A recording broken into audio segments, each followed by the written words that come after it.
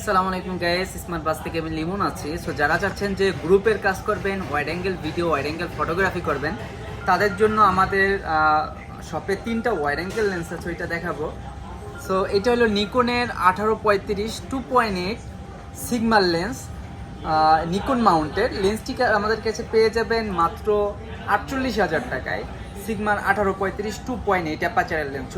এটা দিয়ে কইলাম আপনারা লো লাইটেও কাজ করতে পারবেন, পোর্ট্রেট ফটোগ্রাফি প্লাস ভিডিওগ্রাফিও করতে পারবেন। তারপরে আছে সবার পরিচিত লেন্স ক্যানন মাউন্টের, ক্যাননের 1740 f4 aperture USM ultrasonic motor use করা।